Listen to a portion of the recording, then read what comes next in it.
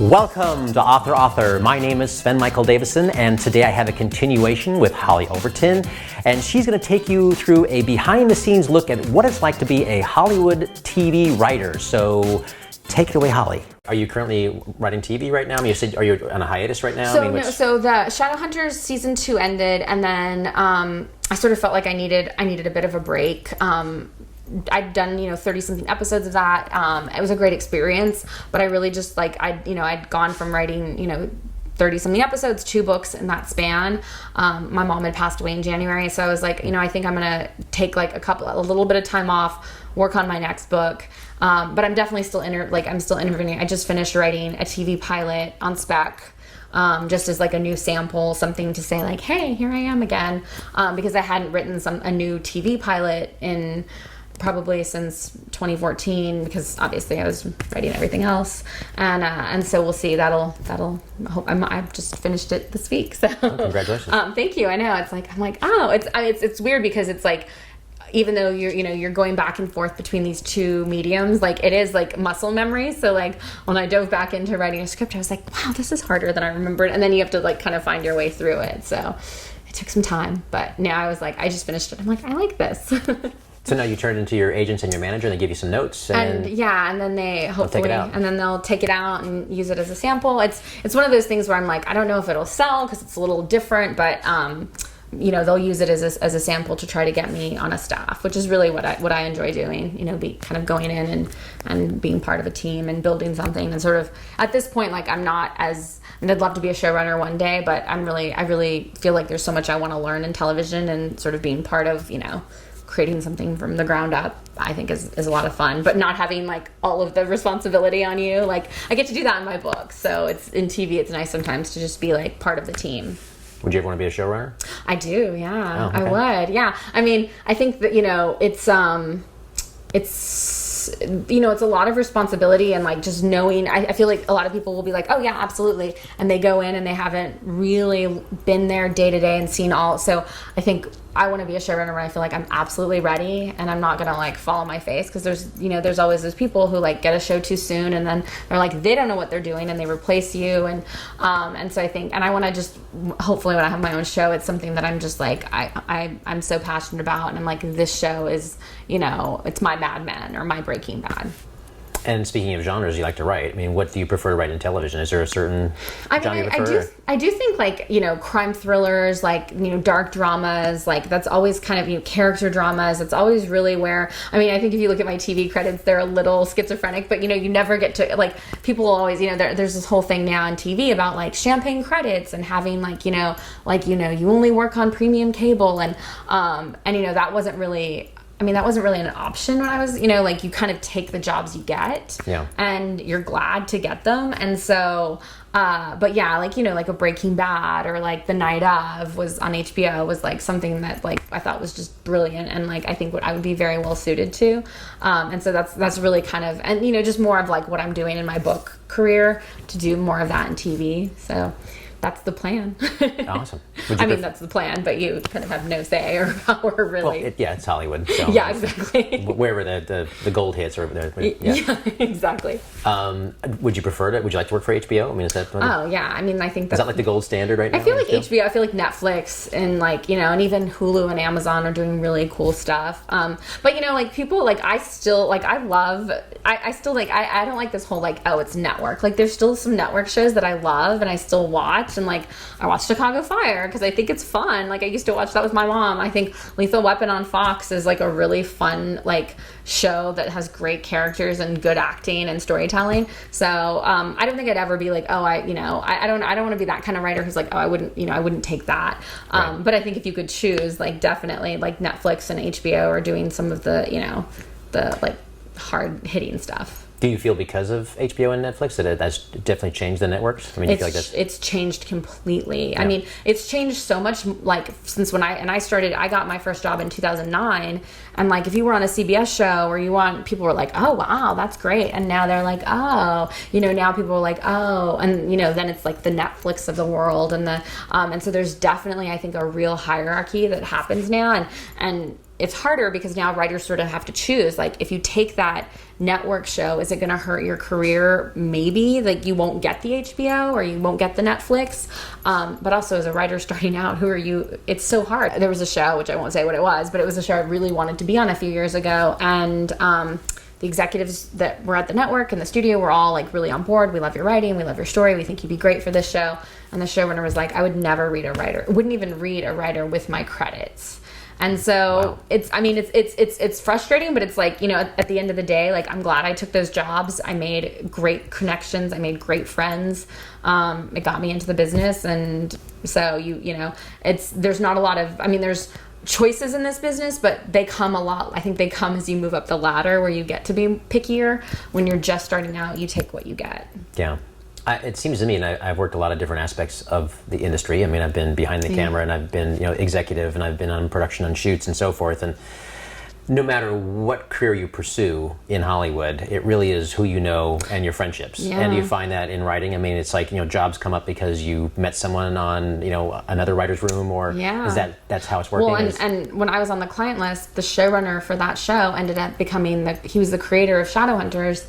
And because we had such a great working relationship on that show, I hadn't worked for him in 2 years. He brought me on to Shadowhunters, and I was able to do 2 seasons of that. So I think those relationships that you're building, I've interviewed for other shows, like, a teacher that I had his own show and brought me in for an interview. So, those relationships are so important. And I think even now, like, even when I see it, the more people the more opportunities you're going to have. Because they're, not only are they going to say, like, oh, she's a great writer, but they're going to say, oh, she's a great person. She would be great in the room. Like, I know she's not crazy. She's not going to bring drama. And that's what you don't get if someone doesn't know who you are. Yeah. So, in an interview, I take it, obviously they've read your writing. That's how you got into the interview. And the interview is all about your personality and do they think they can click with you. Right. And when you're in an interview, is there multiple people in this interview, or just you and the showrunner, or how Sometimes it's just you and the showrunner. And usually, like, by the time you get to the showrunner, you either had to meet at the network in the studio so that they've, like, vetted you and said, oh, yeah, they seem great. Or you already know them and you have a relationship. And I've been on showrunner meetings where it's, like, 4 people, the showrunner and, like, their number 2s and their assistants, and so it's like a whole group. And then I've been on just like coffee meetings with showrunners where it's just you and them, and they're just talking about their show. So it's but it's interesting. I always say, like, the craziest thing about, like, being a TV writer is that we spend so much time on our writing, and the script has to be great, and then you get the job, and so much of the job is not the writing, especially at the it's like pitching and being good in a room and being, like, able to, like, interact with other people and give notes. And so it in some ways, like, the way that you're trained for TV writing isn't at all like what it really is. Once you get, especially in the early stages, when you're like a newer writer, a baby writer, you're not writing a lot. You're in the room because you might write the, like, 7th script of the season, so you better be good at the other stuff, which I think it takes time to do that. And again, I guess for anybody who hasn't been in it, the writer's room, you're there with all the writers and the showrunner, you're around like a round table, and you've got, like, whiteboard, and you guys are throwing up ideas and saying what works and doesn't work, and basically, I'll stop talking. You're the writer. That's exactly what it is. But I want to hear from you, not from me. Someone the other day was like, this. I talked at this school the other day, and one of the students was like, "Oh, is it like 30 Rock?" And I was like, "It's a little bit like that. Not as zany, really. Definitely not as funny, but yeah, it's like 8 or 9 of us and in a room all day, and putting cards up on the board or writing on the board, and what is this character doing? What is this episode about? What is this arc? And everybody just throwing out ideas, and then the showrunner saying, okay, I like that path, I like this path, and us just guiding it and building it, and then watching, like, it's like 5 days later you have like an outline of an episode, and then someone goes off to write that outline, and so it's And how are they choosing the people who go off to write? Is there like a pecking order around the room? Yeah, most shows it's very hierarchical, which is like, you'll be if you're the number 2, you'll write the second episode. Number 3, sometimes they'll switch it up because they want because obviously the people that are more experienced writers are also more experienced in the writer's room, so they want you to be able to, like, so sometimes they'll send some of the lower level writers to write like maybe the third or fourth episode, so the room is balanced. I think that works better when they do that, because sometimes they'll send like all the upper levels, and then you're like breaking an episode with like everybody who's at the lower level, and you're like, wait, how are we all here? Like, isn't there, who's in charge?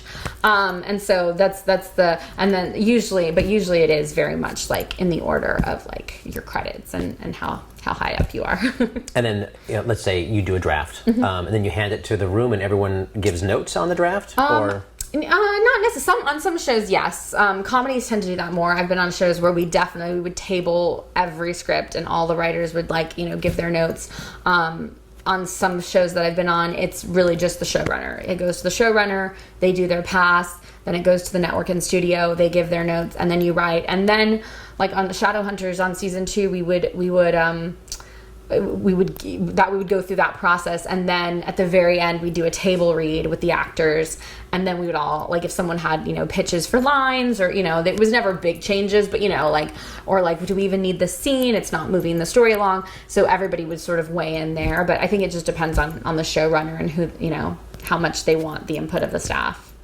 And then for the audience out there, explain the colored pages and when you start putting those in. The colored pages are when production changes start, and you're like, it's double yellow, it's double pink, and then it's you as the writer are going, more revisions, more revisions, more revisions. And it's so funny because the revisions, sometimes it's not like, it's just like, we couldn't get this actor, so we had to cut them, or like, we didn't like the day player we hired, so let's write them less, or the network still wasn't happy with this scene, so we cut it. So it's like, but the crew and the production office is getting all of these like more revisions, like, isn't this script done? Isn't this shooting? And I mean, sometimes you're doing it on set while it's shooting, for the scene the next day. So that's any reshoots? They have a lot, or not so much? No, I think nowadays, like, it's so expensive to do and to get the actors. So every now and then they would do some reshoots, like if a stunt didn't work well, or we did the scene where it was like just some of the lighting stuff, and we were gonna reshoot it, and then the network was like, it really doesn't bother us, it's such a fast scene, we don't think we need to reshoot it. So I think when they do, it's usually performance based, like, or something like, like it was just the way that it was shot, or the actors or whatever. We did a couple of reshoots where it was like, oh, like, this is like an important scene in the season, and it just wasn't quite right. But that's not, some of that wasn't an expensive scene to reshoot because it was our sets and it was our actors, and so they just slotted it in. But yeah, some of the bigger, like, sometimes if a stunt doesn't go well, you're like, well, we'll add some music and some lighting. There we go.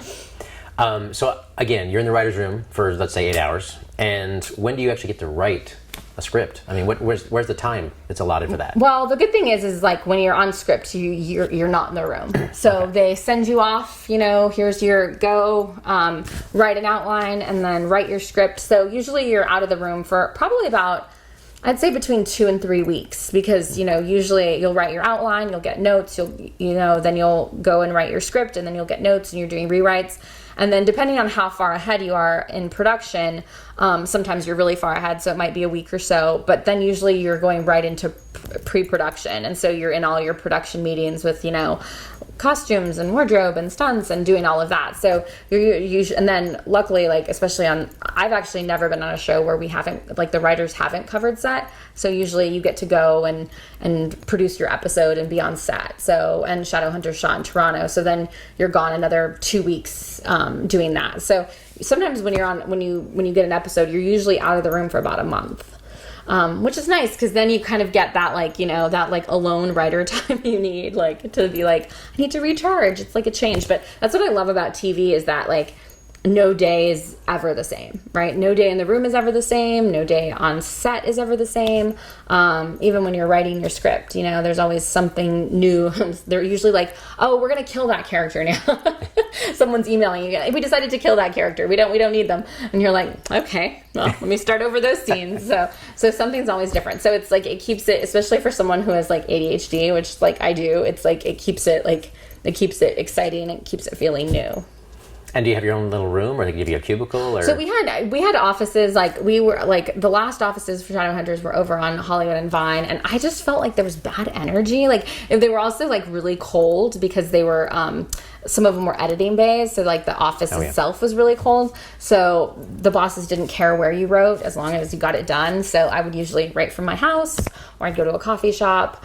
I've been on shows where like they wanted you to be in the office. They didn't want you to write from home because if something came up or changes or whatever, which was definitely a challenge. And I would find that I would like go to work, sort of goof off, maybe write a scene or two, but not really get anything done. And then I'd come home, have dinner, and then like really do my real writing at night where it was like quiet and in my space. So I definitely prefer to being able to go off and write my script, because I feel like just when you're in the office, you're still hearing everything. You're not fully present in what you're writing.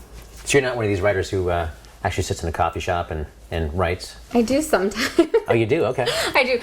There's a coffee shop in LA that I love called Dialogue, and it's on Sunset and Holloway, and it's like it's literally been my like home away from home for the last like 7 years.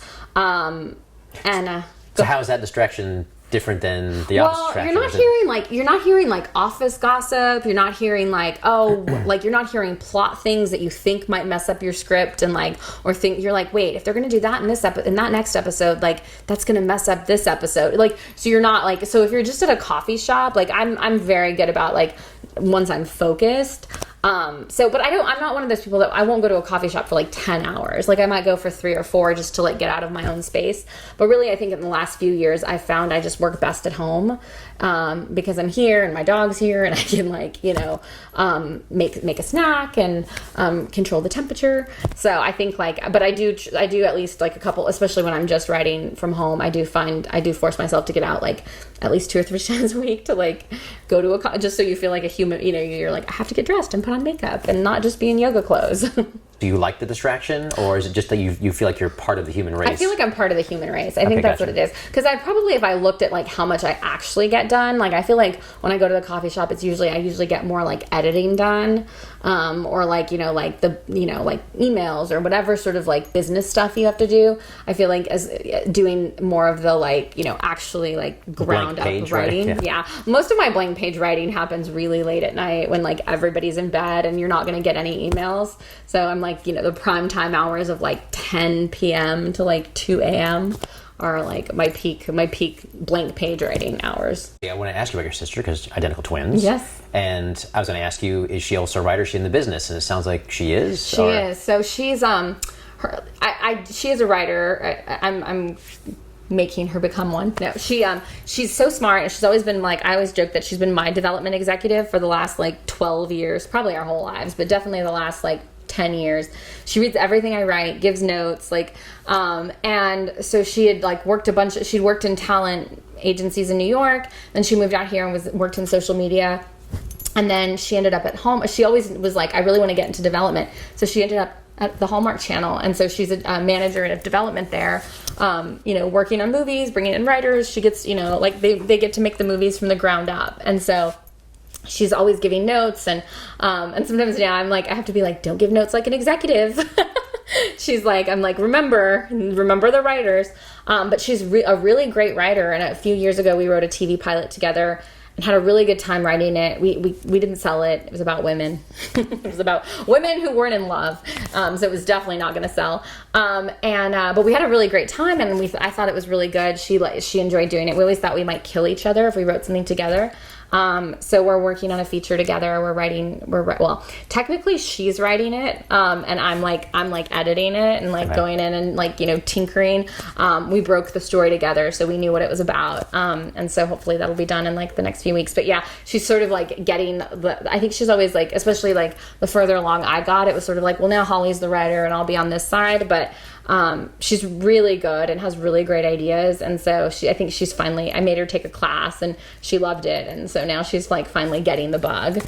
She'd always, I think the hardest thing and I'm sure for most writers who will be watching this, like is just like, it's not even getting started, it's like the continuing, right? Because it's like anytime, like she'll be like, well, maybe I should work on this, and I'm like, you're not changing ideas, you're gonna write this because it's just getting to the end of something that's so hard for us to do. Because I know I used to stop things and start them and then stop them. And going back to Mortal Instruments, you worked on that. Isn't that urban fantasy? It is. Which was, I'd never written sci-fi fantasy. I'd read the books. obviously I loved Harry Potter and I read all those. And I liked reading all that, but I'd never tried my hand at writing fantasy. It just wasn't something I was like, oh, well, because I was always like, there's people who just know that genre like so well, and I'm not one of them. Like, I watch that stuff, but I'm not like a person that retains it. Like, sometimes in the writer's room on Shadowhunters, someone would pitch something and I'd be like, I'm sorry, what? And they'd be like, Star Wars, Holly, Star Wars. And I'd be like, oh, right. I've seen them.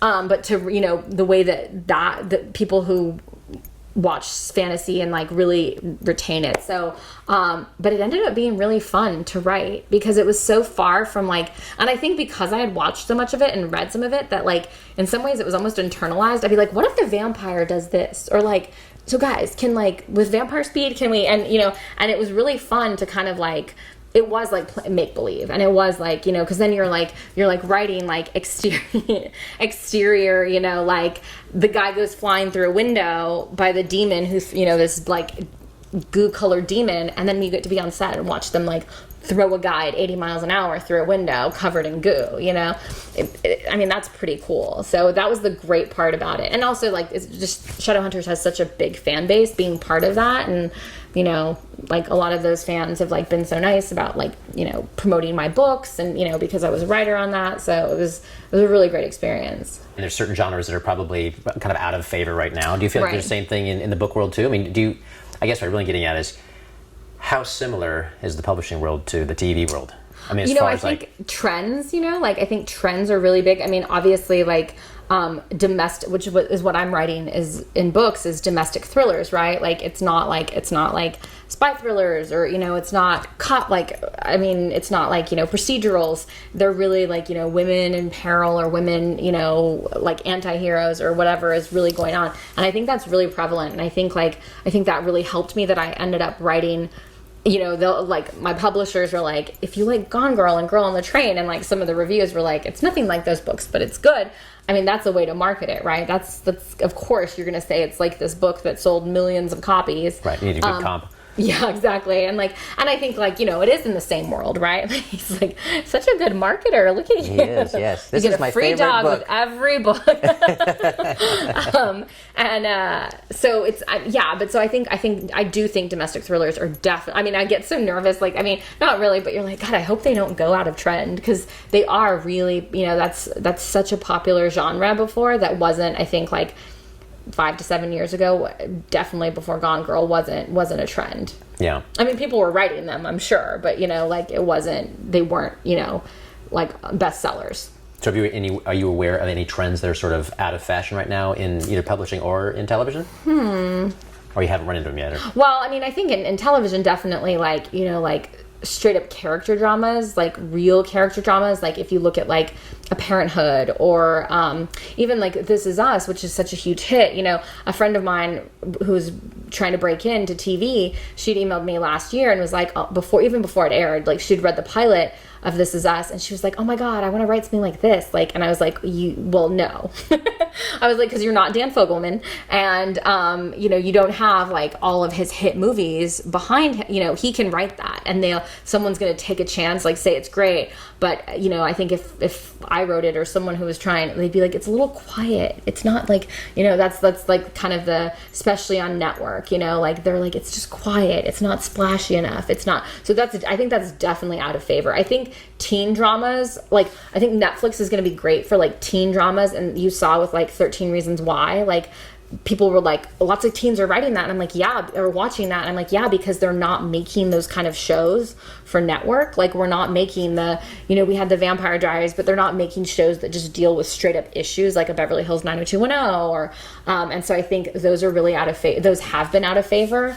But I think with like the success of 13 Reasons, I think like we're going to see a lot more of those. How much TV do you have to watch?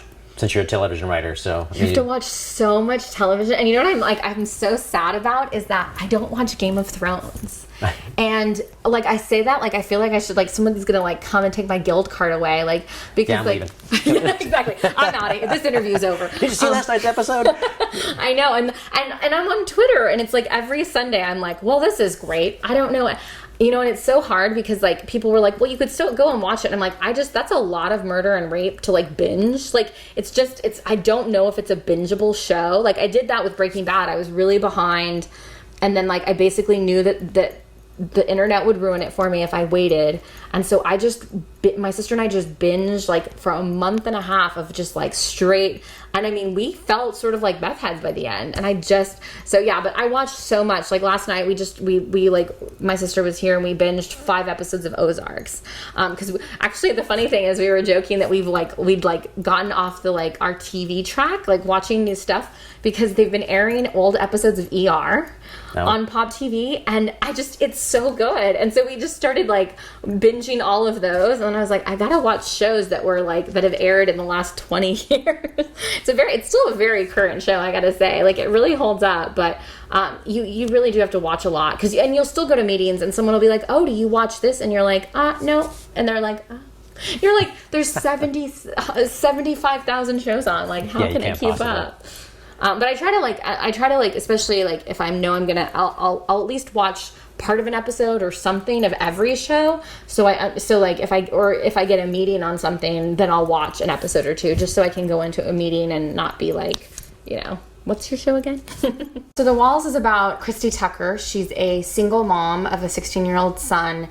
And she looks after her father, who is elderly and ailing. He has breathing problems. And her day job is unusual. She's a publicist at the Texas Correctional Facility. Part of her job is witnessing every execution that happens and reporting back to the media and reporting to the public. And so the book is about her sort of living this kind of humdrum life. And she meets her son's martial arts instructor. And it falls in love with him. And he turns out to be a very violent man. And she sort of finds herself stuck in this marriage. And she has to make a choice about what to do. And that choice is influenced by one of the inmates that she meets. Available at Amazon and Barnes & Noble and bookstores everywhere.